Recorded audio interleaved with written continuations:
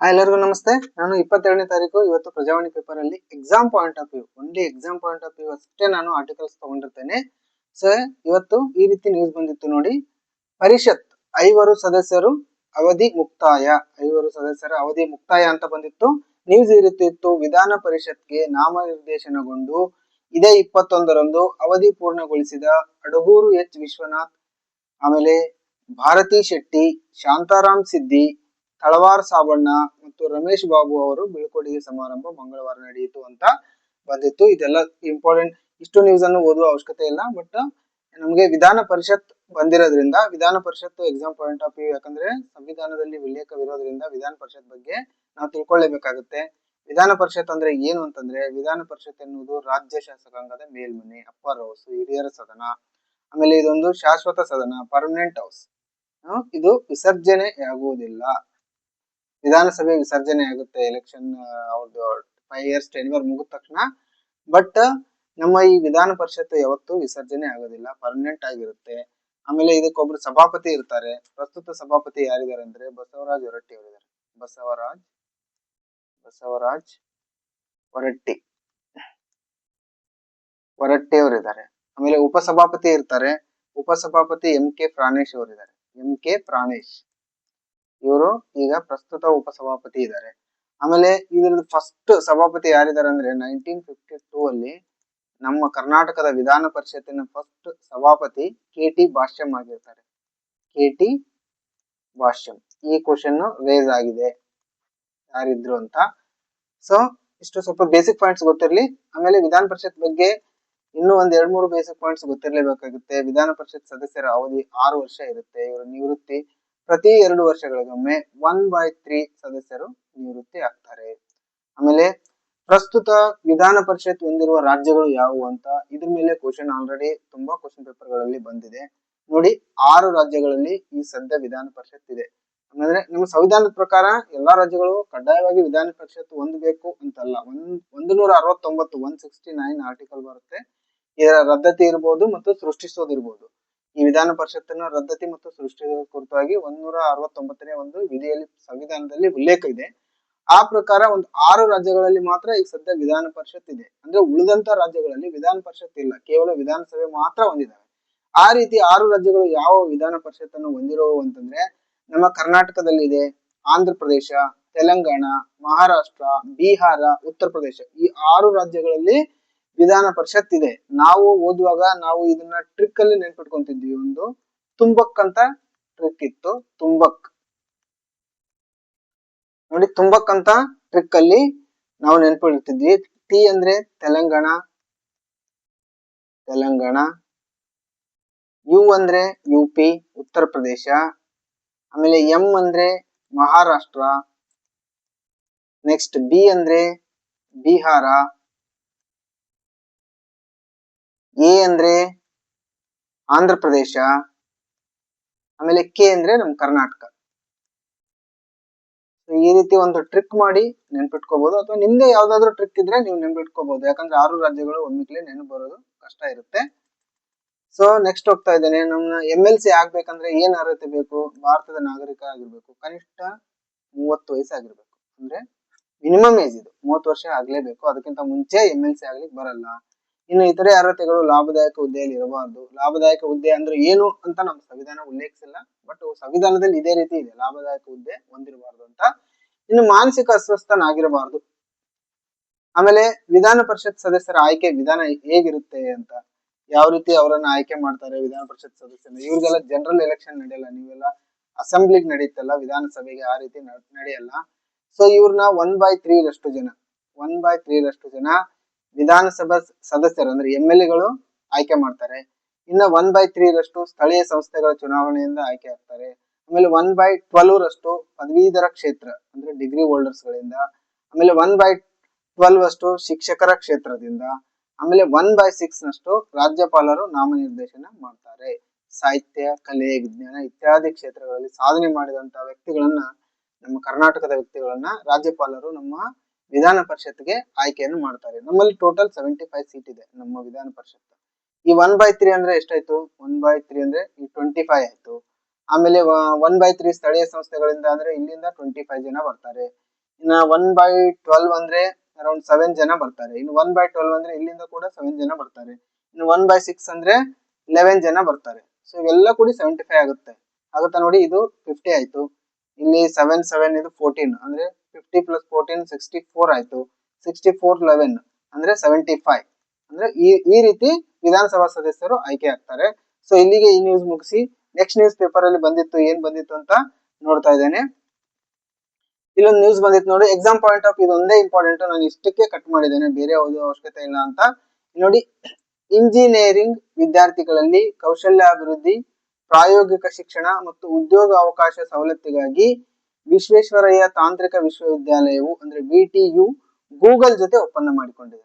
VTU ವಿಶ್ವವಿದ್ಯಾಲಯ Google ಜೊತೆ ಒಪ್ಪಂದ ಮಾಡಿಕೊಂಡಿದೆ. ಗೂಗಲ್ ಪ್ಲಸ್ ನಮ್ದು ವಿಟಿಯು ಇಂಜಿನಿಯರಿಂಗ್ ಕಾಲೇಜ್ ಯೂನಿವರ್ಸಿಟಿ.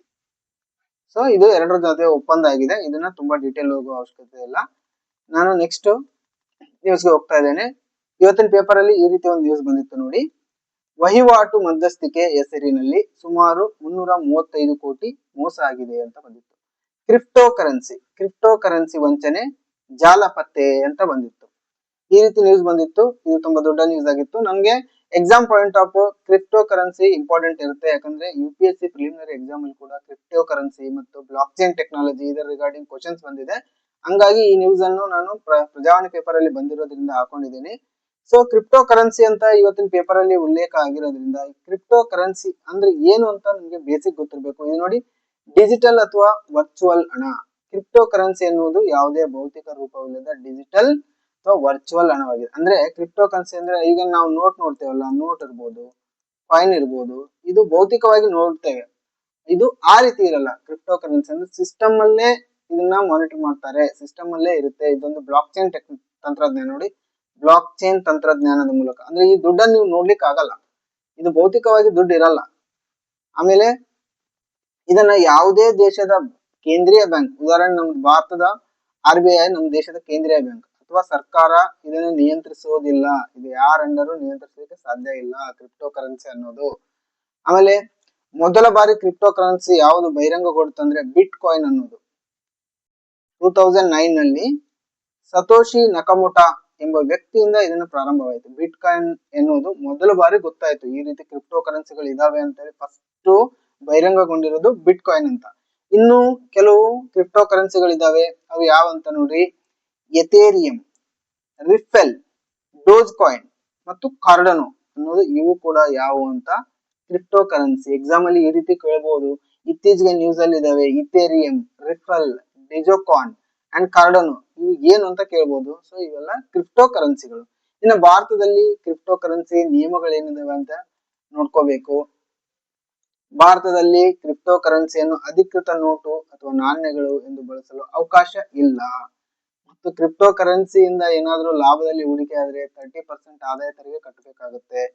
ಆಮೇಲೆ PMLA ಆಕ್ಟ್ ಅಂತ ಬರುತ್ತೆ ನೋಡಿ, prevention of money laundering act. ಈ prevention of money laundering act ಅಲ್ಲಿ ಕೂಡ ಈ ಕ್ರಿಪ್ಟೋ ಕರೆನ್ಸಿಯನ್ನ ತಂದಿದ್ದಾರೆ. ಇದು 2002 ಅಲ್ಲಿ ಬರುತ್ತೆ. 2002ನೇ ಅನ್ಕೊಂತೀನಿ, ಎಕ್ಸಾಕ್ಟ್ ನೆನಪು ಬರ್ತಾ ಇಲ್ಲ. 2002 ಅಲ್ಲಿ ಈ ಕಾಯ್ದೆ ಬರುತ್ತೆ. ಇದು 2005 ಅಲ್ಲಿ ಈ ಆಕ್ಟ್ ಜಾರಿಗೆ ಬರುತ್ತೆ. ಇದು ನಮ್ಮ ಎನ್ಫೋರ್ಸ್ಮೆಂಟ್ ಡೈರೆಕ್ಟರ್ ಅಂತ ಬರುತ್ತೆ ನೋಡಿ, ED ಅವರ ಇದನ್ನ ಮಾನಿಟರ್ ಮಾಡ್ತಾರೆ. PMLA act, prevention of money laundering act ಅಂತ. ಆಮೇಲೆ ಈ ಅಸಿಸ್ಟೆಂಟ್ ಕನ್ಸರ್ವೇಟರ್ ಆಫ್ ಫಾರೆಸ್ಟ್ 2020 ಅಲ್ಲಿ ನಡೆದಂತ ಒಂದು ಎಕ್ಸಾಮ್ ಅಲ್ಲಿ ಈ ಬೀಟ್ ಕಾಯಿನ್ ಬಗ್ಗೆ ಪ್ರಶ್ನೆ ಬಂದಿತ್ತು ನೋಡಿ.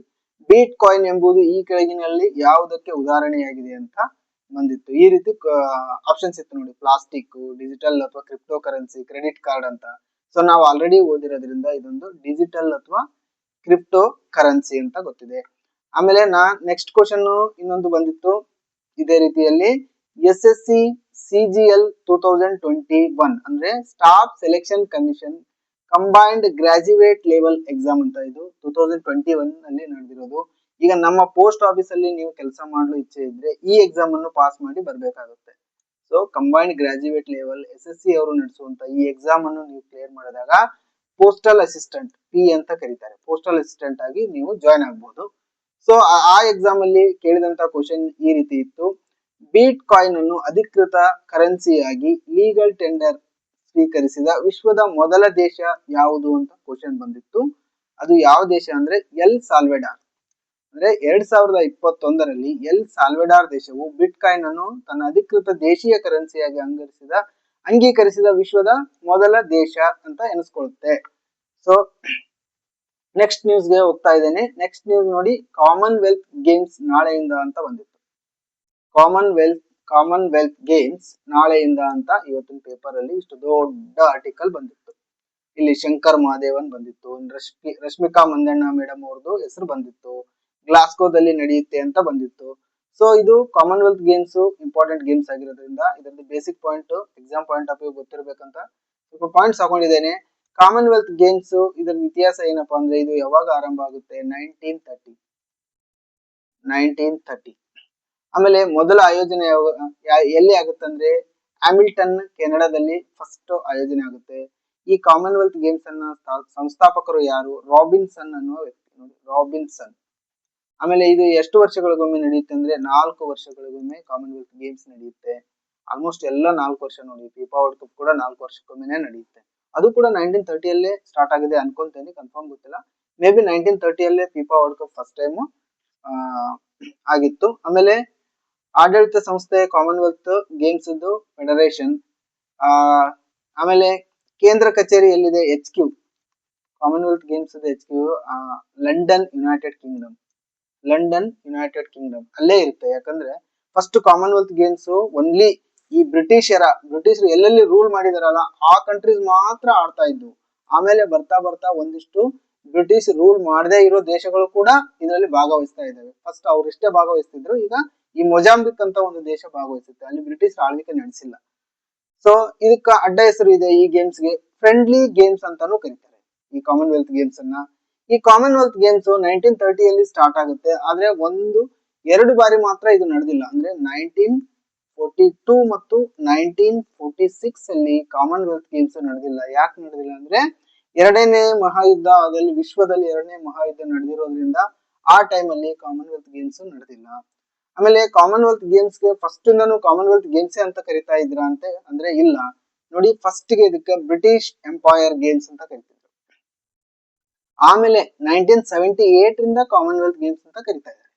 ಫಸ್ಟ್ ಇದಕ್ಕೆ ಬ್ರಿಟಿಷ್ ಎಂಪೈರ್ ಗೇಮ್ಸ್ ಅಂತ ಹೇಳ್ತಿದ್ರು, 1978 ಇಂದ ಕಾಮನ್ವೆಲ್ತ್ ಗೇಮ್ಸ್ ಅಂತ ಕರಿತಾ ಇದ್ದಾರೆ.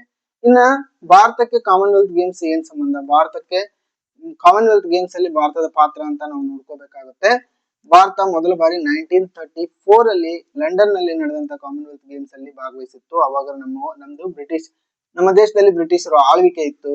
ಆ ರೀತಿ ಭಾರತದ ಮೊದಲ ಪದಕ ಯಾರು ಪಡೆದಿದ್ದಾರೆ ಅಂದ್ರೆ ರಶೀದ್ ಅನ್ವರ್ ಅನ್ನೋರು ಕುಸ್ತಿಯಲ್ಲಿ ಪಡಿತಾರೆ, ಕಂಚಿನ ಪದಕವನ್ನು ಪಡ್ಕೊಳ್ತಾರೆ. ಆಮೇಲೆ ಸ್ವತಂತ್ರ ಭಾರತದ ಮೊದಲ ಚಿನ್ನ ಮಿಲ್ಕಾ ಸಿಂಗ್ಗೆ 1958 ಅಲ್ಲಿ 40 ಗಜಗಳ ಓಟದಲ್ಲಿ ಸಿಗುತ್ತೆ. ಚಿನ್ನ ಕೊಟ್ಟು ನೋಡ್ರಿ, ಗೋಲ್ಡ್ ಮಿಲ್ಕಾ ಸಿಂಗ್ ಅವರಿಗೆ 1958 ಅಲ್ಲಿ ಇದು ಕಾರ್ಡಿಫ್ ಅಲ್ಲಿ ನಡೆದಿತ್ತು. ಅವಾಗ ಮಿಲ್ಕಾ ಸಿಂಗ್ ಅವರು ಗೋಲ್ಡ್ ಮೆಡಲ್ ಅನ್ನ ತಗೊಳ್ತಾರೆ. ಇವರು ಸ್ವತಂತ್ರ ಭಾರತದ ಮೊದಲ ಚಿನ್ನ ಪಡೆದ ಕಾಮನ್ವೆಲ್ತ್ ಗೇಮ್ಸ್ ಅಲ್ಲಿ ಚಿನ್ನ ಪಡೆದವರು ಮಿಲ್ಕಾ ಸಿಂಗ್. ಆಮೇಲೆ ಭಾರತ ಯಾವಾಗಾದ್ರೂ ಈ ಕಾಮನ್ವೆಲ್ತ್ ಗೇಮ್ಸ್ ನಡೆಸಿದ್ಯಾ ಅಂತಂದ್ರೆ 2010ರಲ್ಲಿ ಭಾರತ ಕಾಮನ್ವೆಲ್ತ್ ಗೇಮ್ಸ್ ಅನ್ನು ನಡೆಸಿದೆ ನೋಡಿ. ಅತ್ಯುತ್ತ ವಹಿಸಿದ ವರ್ಷ ಭಾರತ ಯಾವಾಗಂದ್ರೆ 2010. ಇದು ಎಲ್ಲಿ ನಡೆದಿತ್ತು, ನವದೆಹಲಿಯಲ್ಲಿ ನಡೆದಿತ್ತು. ಇಲ್ಲಿ ಒಂದು ಇಂಪಾರ್ಟೆಂಟ್ ನೋಡ್ರಿ, ಜೆಂಡರ್ ಇಕ್ವಾಲಿಟಿ ಅಂತ ಒಂದು ಬರುತ್ತೆ. ಅಂದ್ರೆ 2018 ಅಲ್ಲಿ ಗೋಲ್ಡ್ ಕೋಸ್ಟ್ ಅಲ್ಲಿ ನಡೆದಂತ ಕಾಮನ್ವೆಲ್ತ್ ಗೇಮ್ಸ್ ಅಲ್ಲಿ ಏನ್ ಮಿರಾಕಲ್ ನಡೆದಿತ್ತು ಅಂತಂದ್ರೆ, ಎಷ್ಟು ಪದಕಗಳಿದಾವಲ್ಲ, ಅದರಲ್ಲಿ ಸೇಮ್ ಮಹಿಳೆಯರು ಮತ್ತು ಪುರುಷರು ಸೇಮ್ ಪದಕಗಳನ್ನು ಗೆದ್ದಿದ್ರಂತೆ. ಅಂದ್ರೆ ಇವರು 50 ಗೆದ್ರೆ ಇವರು 50, ಈ ರೀತಿ ಸೇಮ್ ಗೆದ್ದಿರೋದ್ರಿಂದ ಇದನ್ನ gender equality Gold Coast Games ಅಂತ ಕರೀತಾರೆ. ಆ ರೀತಿ ಒಂದು ನೆನಪಿರ್ಲಿ 2018 ಅಲ್ಲಿ.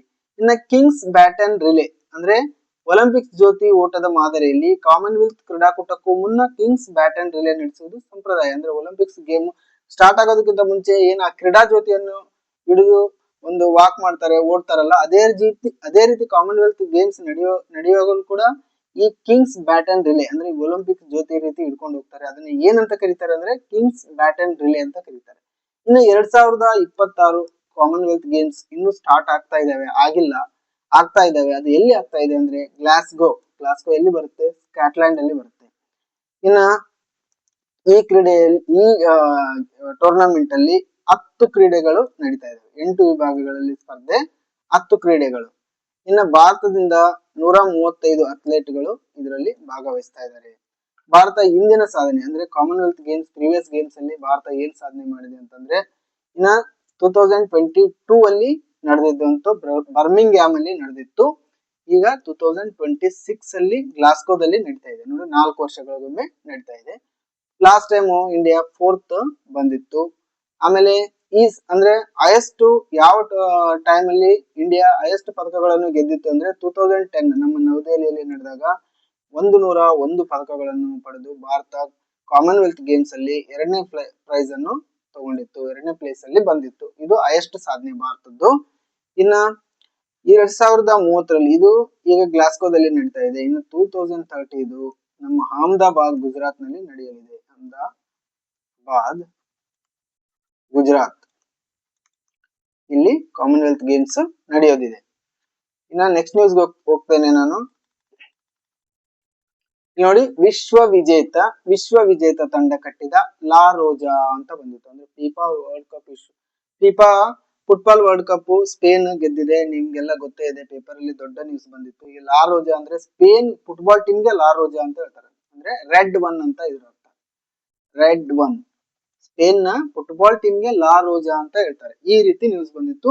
ಇದು ದೊಡ್ಡ ಆರ್ಟಿಕಲ್ ಆಗಿ ಬಂದಿತ್ತು ಪೇಪರ್ ಅಲ್ಲಿ. ಹಂಗಾಗಿ ನಾನು ಫಿಫಾ ವರ್ಲ್ಡ್ ಕಪ್ ಯಾವಾಗ್ಲೂ highest game in the world. ಹಂಗಾಗಿ ಎಕ್ಸಾಮ್ ಪಾಯಿಂಟ್ ಆಫ್ ವ್ಯೂ ನಾನು ಒಂದೆರಡು ಪಾಯಿಂಟ್ಸ್ ಗೊತ್ತಿರಬೇಕು ಅಂತ ಹಾಕೊಂಡಿದ್ದೀನಿ. ಈಗ ನಡೆದಿರೋ ಪ್ರಮುಖ ಫಲಿತಾಂಶಗಳು, ಟೂರ್ನಮೆಂಟ್ ರಿಸಲ್ಟ್ ಏನಾಯ್ತು ಅಂದ್ರೆ, ಈ ಸಾರಿ ನಡೆದಿರೋದು ವಿಜೇತರು ಯಾರು? Spain team. ಇದು ಸ್ಪೇನ್ ಗೆದ್ದಿರುವಂತ 2ನೇ ವಿಶ್ವಕಪ್ ಪ್ರಶಸ್ತಿಯಾಗಿದೆ. ಇನ್ನ ರನ್ನರ್ ಅಪ್ ಯಾರಾದ್ರು? ಅರ್ಜೆಂಟೀನಾ, ಅಂದ್ರೆ ನಮ್ಮ ಮೆಸ್ಸಿ ಅವ್ರ ಟೀಮ್ ಅರ್ಜೆಂಟೀನಾ 2nd ಪ್ಲೇಸ್ ಅಲ್ಲಿ ಬಂತು. ಆಮೇಲೆ 3ನೇ ಸ್ಥಾನ ಯಾರಿಗ ಹೋಯ್ತು ಅಂತಂದ್ರೆ ಇಂಗ್ಲೆಂಡ್ ಅವರು 3rd ಪ್ಲೇಸ್ ಅಲ್ಲಿ ಬರ್ತಾರೆ.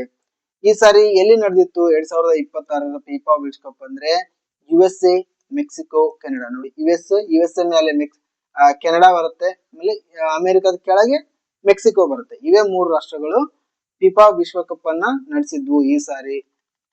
ಆಮೇಲೆ ಈ ಸಾರಿ ಏನ್ ಇಂಪಾರ್ಟೆಂಟ್ ಇತ್ತು ಫಿಫಾ ವಿಶ್ವಕಪ್ ಅಲ್ಲಿ ಅಂತಂದ್ರೆ, ಮೊದಲ ಬಾರಿಗೆ 3 ರಾಷ್ಟ್ರಗಳು ಜಂಟಿಯಾಗಿ ಆತಿಥ್ಯ ವಹಿಸಿದ ವಿಶ್ವಕಪ್ ಅಂತೆ. ಅಂದ್ರೆ ಫಿಫಾ ಇತಿಹಾಸದಲ್ಲೇ ಫಸ್ಟ್ ಟೈಮ್ ಅಂತೆ ಒಂದು 3 ಕಂಟ್ರೀಸ್ ಕೂಡಿ ಒಂದು ವಿಶ್ವಕಪ್ ಅನ್ನು ನಡೆಸಿರೋದು. ಆಮೇಲೆ ಈ ಸಾರಿ 48 ತಂಡಗಳು ಅಂದ್ರೆ ಹೈಯೆಸ್ಟ್ ತಂಡಗಳು ಭಾಗವಹಿಸಿದ್ವು. ಆಮೇಲೆ ಟೋಟಲ್ ಆಡಿದ ಪಂದ್ಯಗಳು 104. ಒಟ್ಟು 16 ಆತಿಥೇಯ ನಗರಗಳು, ಅದು ಮ್ಯಾಚ್ ಅನ್ನು ಹೋಸ್ಟ್ ಮಾಡಿದಂತ ನಗರಗಳು 16. ಆಮೇಲೆ ಫೈನಲ್ ಎಲ್ಲಿ ನಡೆದಿತ್ತು ಅಂತಂದ್ರೆ, ಫೈನಲ್ ಪಂದ್ಯ ನ್ಯೂಯಾರ್ಕ್ ನಲ್ಲಿ ನಡೆದಿತ್ತು. ಆಮೇಲೆ ಈ ಸಾರಿ ಅರ್ಹತೆ ಪಡೆದಂತ ತಂಡಗಳು ಯಾವುವು? ಫಿಫಾ ವರ್ಲ್ಡ್ ಕಪ್ ಅಲ್ಲಿ ಇನ್ನು ಯಾವಾಗ ಆಡಿರ್ಲಿಲ್ಲ. ಈ time first time FIFA World cup ಅಲ್ಲಿ ಆಡಿದಂತ ಟೀಮ್ ಗಳು ಯಾವ ಅಂತಂದ್ರೆ ಕೇಪ್ ವರ್ಡೆ, ಆಮೇಲೆ ಕ್ಯುರಾಕೋ, ಆಮೇಲೆ ಜೋರ್ಡಾನ್ ತಂಡ, ಆಮೇಲೆ ಉಜ್ಬೇಕಿಸ್ತಾನ್. ಈ 4 ತಂಡಗಳು first time FIFA World cup ಅಲ್ಲಿ ಆಡಿದ್ವು. ಇನ್ನ ಕೆಲವೊಂದಿಷ್ಟು ಪ್ರಶಸ್ತಿಗಳು ಫಿಫಾ ಟೂರ್ನಮೆಂಟ್ ಮುಗಿದ ತಕ್ಷಣ ಕೊಡ್ತಾರೆ. ಅವು ಎಕ್ಸಾಮ್ ಕ್ವಶನ್ ಪೇಪರ್ ಅಲ್ಲಿ ಬರ್ತವೆ. ಅವು ಯಾವುವು ಅಂತಂದ್ರೆ ಅತ್ಯುತ್ತಮ ಆಟಗಾರ. ನೋಡಿ, ಗೋಲ್ಡನ್ ಬಾಲ್ ಪ್ರಶಸ್ತಿಯನ್ನು ಕೊಡ್ತಾರೆ. ಅತ್ಯುತ್ತಮ ಆಟಗಾರನಿಗೆ ಗೋಲ್ಡನ್ ಬಾಲ್ ಪ್ರಶಸ್ತಿ ಕೊಡ್ತಾರೆ. ಅದನ್ನ ರೋದ್ರಿ ಅನ್ನೋ ವ್ಯಕ್ತಿ ಸ್ಪೇನ್ ಅವನು ತಗೊಂಡಿದ್ದಾನೆ. ಇವನು ಕ್ಯಾಪ್ಟನ್. ನೋಡಿ, ಅದಕ್ಕೆ ಕ್ಯಾಪ್ಟನ್ ಮಾಡಿರ್ತಾರೆ. ಇವ್ರಿಗೆಲ್ಲ ಸುಮ್ಮನೆ ಕ್ಯಾಪ್ಟನ್ ಮಾಡಿರಲ್ಲ. ಈ ಕ್ಯಾಪ್ಟನ್ ಅತ್ಯುತ್ತಮ ಆಟಗಾರ, ಕ್ಯಾಪ್ಟನ್ ಸ್ಪೇನ್ ನ ಕ್ಯಾಪ್ಟನ್ ಇವ ರೋದ್ರಿ. ಅವನ್ಗೆ ಗೋಲ್ಡನ್ ಬಾಲ್ ಪ್ರಶಸ್ತಿ ಸಿಗುತ್ತೆ. ಇನ್ನ ಅತಿ ಹೆಚ್ಚು ಗೋಲು ಗಳಿಸಿದವ್ರಿಗೆ ಗೋಲ್ಡನ್ ಬೂಟ್ ಪ್ರಶಸ್ತಿ ಕೊಡ್ತಾರೆ. ಬೂಟ್ ನಿಂದ ಗೋಲ್ ಜಾಸ್ತಿ ಗಳಿಸ್ತಾರೆ, ಹಂಗ ನೆನ್ಪಿಟ್ಕೋಬೇಕು. ಆ ಗೋಲ್ಡನ್ ಬೂಟ್ ಪ್ರಶಸ್ತಿ ಯಾರು ತಗೊಂಡಿದ್ದಾರೆ ಅಂದ್ರೆ ಕೀಲಿಯನ್ ಎಂಬಾಪೆ ಅನ್ನೋರು ತಗೊಂಡಿದ್ದಾರೆ. 10 ಗೋಲ್ಗಳನ್ನು ಗಳಿಸಿದ್ರು. ಇವರು ಫ್ರಾನ್ಸ್ ದೇಶದವರು. ಇನ್ನ ಅತ್ಯುತ್ತಮ ಗೋಲ್ ಕೀಪರ್, ನೋಡಿ, ಗೋಲ್ ಕೀಪರ್ ಯಾವಾಗ್ಲೂ ಗ್ಲೋವ್ಸ್ ಹಾಕೊಂಡಿರ್ತಾರೆ. ಹಂಗಾಗಿ ಅತ್ಯುತ್ತಮ ಗೋಲ್ ಕೀಪರ್ಗೆ ಗೋಲ್ಡನ್ ಗ್ಲೋವ್ ಅಂತ ಪ್ರಶಸ್ತಿ ಕೊಡ್ತಾರೆ. ಇದನ್ನ ಉನೈ ಸೈಮನ್ ಅನ್ನೋರು, ಇವರು ಕೂಡ ಸ್ಪೇನ್ ದೇಶದವರು. ಇನ್ನು ಅತ್ಯುತ್ತಮ ಯುವ ಆಟಗಾರ, ಬೆಸ್ಟ್ ಯಂಗ್ ಪ್ಲೇಯರ್ ಅಂತ ಪೌ ಕುಬಾರ್ಸಿ ಅವ್ರಿಗೆ ಕೊಡ್ತಾರೆ. ಇವರು ಕೂಡ ಸ್ಪೇನ್ ದೇಶದವರು. ಇನ್ನ ಫೇರ್ ಪ್ಲೇ ಅವಾರ್ಡ್ ಯಾರಿಗೆ ಕೊಡ್ತಾರೆ ಅಂತಂದ್ರೆ ನೆದರ್ಲ್ಯಾಂಡ್ಸ್ ಅವರು ಫೇರ್ ಪ್ಲೇ ಅವಾರ್ಡ್ ಅನ್ನ ತಗೊಂಡಿದ್ದಾರೆ. ನೀವು IPL ನೋಡುವಾಗ ನೋಡ್ತಾ ಇರ್ತೀರಿ ಫೇರ್ ಪ್ಲೇ ಅವಾರ್ಡ್ ಅಂತ.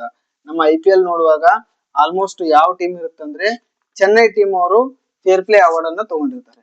Chennai team almost fair play award ಅನ್ನು ತಗೊಂಡಿರ್ತಾರೆ. ಈ ನೋಡಿ, ಫೇರ್ ಪ್ಲೇ ಅವಾರ್ಡ್ ನೆದರ್ಲ್ಯಾಂಡ್ ಇವ್ರು ನೋಡಿ ಒಳ್ಳೆಯವ್ರದ್ದು ಹಣೆ ಬರ ಯಾವಾಗ್ಲೂ ಎಷ್ಟು ಕೆಟ್ಟಿರುತ್ತೆ ಅಂತಂದ್ರೆ, ಈ ನೆದರ್ಲ್ಯಾಂಡ್ ಅಲ್ಲಿ ಫುಟ್ಬಾಲ್ ತುಂಬಾ ಫೇಮಸ್. ನೆದರ್ಲ್ಯಾಂಡ್ ಅಲ್ಲಿ ಫುಟ್ಬಾಲ್ ತುಂಬಾ ಫೇಮಸ್. ಇವ್ರು ಮತ್ತು ಫೇರ್ ಪ್ಲೇ ಅಂದ್ರೆ ಎಲ್ಲಾ ರೂಲ್ಸ್ ಅನ್ನು ಫಾಲೋ ಮಾಡಿ, ಯಾವುದೇ ತಂಡಗಳಿಗೆ ಹಾನಿ ಮಾಡ್ಲಾರ್ದೆ, ಆಮೇಲೆ ರೂಲ್ಸ್ ರೆಗ್ಯುಲೇಷನ್ಸ್ ನೀಟಾಗಿ ಫಾಲೋ ಮಾಡಿ ಆಡದಂತ ಟೀಮು. ಪಾಪ ಇವರೇ ಫುಟ್ಬಾಲ್ ಗೆದ್ದಿಲ್ಲ. ಇವರು ಫಿಫಾ ವಿಶ್ವಕಪ್ ಅನ್ನೇ ಗೆದ್ದಿಲ್ಲಂತೆ ಇಲ್ಲಿವರೆಗೂ. ಅಂದ್ರೆ 3 ಟೈಮ್ ಇವರು ರನ್ನರ್ ಅಪ್ ಆಗ್ಯಾರ. ರನ್ನರ್ ಅಪ್ ಅಂದ್ರೆ 3 ಟೈಮ್ ಫೈನಲ್ ತನ ಹೋಗ್ಯಾರ. ಆದ್ರೆ ಫುಟ್ಬಾಲ್ ಫಿಫಾ ವರ್ಲ್ಡ್ ಕಪ್ ಅನ್ನೇ ಗೆದ್ದಿಲ್ಲ ಅಂತೆ. But best team fair play award ತಗೊಂಡಿದೆ. ಆದ್ರೆ ಫಿಫಾ ಫುಟ್ಬಾಲ್ ವರ್ಲ್ಡ್ ಕಪ್ ಅನ್ನ ಇವರು ಇನ್ನೂವರೆಗೂ ನೆದರ್ಲ್ಯಾಂಡ್ ನವರು ಗೆದ್ದೇ ಇಲ್ಲ. ಇದೊಂದು ಇವ್ರದ್ದು ಟ್ರಾಜಿಡಿ ಪಾಪ. ಆಮೇಲೆ ಹಿಸ್ಟೋರಿಕ್ ಮೂಮೆಂಟ್ಸ್ ಏನೇನಾಯ್ತು ಅಂತಂದ್ರೆ ಈ ಬಾರಿದು, ಸೊ ಇದು ಆಲ್ರೆಡಿ ನೋಡಿದೆ ನಾನು, ಹಂಗಾಗಿ ನೆಕ್ಸ್ಟ್ ಹೋಗ್ತಾ ಇದ್ದೇನೆ. ಇನ್ನ 2030 ಫಿಫಾ ವಿಶ್ವಕಪ್, ಇದೊಂದು ವೆರಿ ಇಂಪಾರ್ಟೆಂಟ್ ಅಂತ ನೋಡಿ. ಫಿಫಾ ವಿಶ್ವಕಪ್ ವರ್ಲ್ಡ್ ಕಪ್ ಹಿಸ್ಟೋರಿಕಲ್ ಮೂಮೆಂಟ್ ಅಂತ ಇದು. ಯಾಕೆ historical moment 2030 FIFA World Cup ಅಂತಂದ್ರೆ, ಇದನ್ನ 6 ದೇಶಗಳಲ್ಲಿ ಈ ಫಿಫಾ 2013 ವರ್ಲ್ಡ್ ಕಪ್ ಮ್ಯಾಚಸ್ ನಡೀತಾವಂತೆ. ಯಾಕಂತಂದ್ರೆ ಇಲ್ಲಿ ನೋಡಿ, ಮುಖ್ಯ ಅತಿಥಿಯ ರಾಷ್ಟ್ರಗಳು ಯಾವ್ಯಾವ ಮೇನ್ ಹೋಸ್ಟ್ ಅಂತಂದ್ರೆ ಮೊರಾಕೊ, ಇದು 2030 ನಡೆಯುವಂತ ಫಿಫಾ ವರ್ಲ್ಡ್ ಕಪ್. ಮೊರಾಕೊ ದೇಶ, ಪೋರ್ಚುಗಲ್ ದೇಶ ಮತ್ತು ಸ್ಪೇನ್ ದೇಶ. ಆದ್ರೆ ಶತಮಾನೋತ್ಸವ ಅತಿಥೇಯ ಅಂದ್ರೆ ಶತಮಾನೋತ್ಸವ ಹೇಳಿದೆ ನೋಡು, 1930 ಸ್ಟಾರ್ಟ್ ಆಗುತ್ತೆ. ಈಗ 2030 ಮುಂದೆ ನಡೆಯುವುದು ಅಂದ್ರೆ 100 ಇಯರ್ಸ್ ಆಯ್ತು. ಫಿಫಾ ವರ್ಲ್ಡ್ ಕಪ್ ಸ್ಟಾರ್ಟ್ ಆಗಿ 100 ಇಯರ್ಸ್ ಆಯ್ತು. ಹಂಗಾಗಿ 100 ಇಯರ್ಸ್ ಸವಿನೆನಪಿಗಾಗಿ, ಶತಮಾನೋತ್ಸವದ ಸವಿನೆನಪಿಗಾಗಿ ಉರುಗ್ವೆಯಲ್ಲಿ, ಅರ್ಜೆಂಟೀನಾದಲ್ಲಿ ಮತ್ತು ಪೆರಗ್ವೆಯಲ್ಲಿ ಒಂದೊಂದು ಮ್ಯಾಚ್ ನಡೆಯುತ್ತಂತೆ. ಹಂಗಾಗಿ ಇದು ವೆರಿ ಇಂಪಾರ್ಟೆಂಟ್. 2030 ಅವ್ರದ್ದು ಹಿಸ್ಟೋರಿಕಲ್ ಮೂಮೆಂಟ್ ಅಂತ ಹೇಳ್ತಾರೆ. ಈ 2030 ಎಲ್ಲಿ ನಡೆದಿತ್ತು ಅಂತಂದ್ರೆ, ಫಸ್ಟ್ ಉರುಗ್ವೆ ದೇಶದಲ್ಲಿ FIFA World Cup first time ನಡೆದಿತ್ತು. ಈಗ 2030 3 ದೇಶಗಳಲ್ಲಿ ನಡೀತಾ ಇದೆ, ಮೊರಾಕೊ, ಪೋರ್ಚುಗಲ್ ಮತ್ತು ಸ್ಪೇನ್. ಸೊ ನಾನು ಇಲ್ಲಿಗೆ ಇವತ್ತಿನ ವಿಡಿಯೋ ಮುಗಿಸ್ತಾ ಇದ್ದೇನೆ. ಇದರಲ್ಲಿ ಯಾವ್ದಾದ್ರು ಇಂಪಾರ್ಟೆನ್ಸ್ ಏನಾದ್ರು ಮಿಸ್ ಆಗಿದ್ರೆ, ಏನಾದ್ರು ಇಂಪಾರ್ಟೆಂಟ್ ತಪ್ಪಿದ್ರೆ ನೀವು ನನಗೆ ಕಮೆಂಟ್ ಮಾಡಿ ತಿಳಿಸಬಹುದು. ನಾನು ತಿದ್ಕೊಳ್ಳಿಕ್ಕೆ ಮುಂದೆ ನನಗೆ ಈಸಿ ಆಗುತ್ತೆ. ಓಕೆ, ಎಲ್ಲರಿಗೂ ನಮಸ್ಕಾರ, ಬಾಯ್.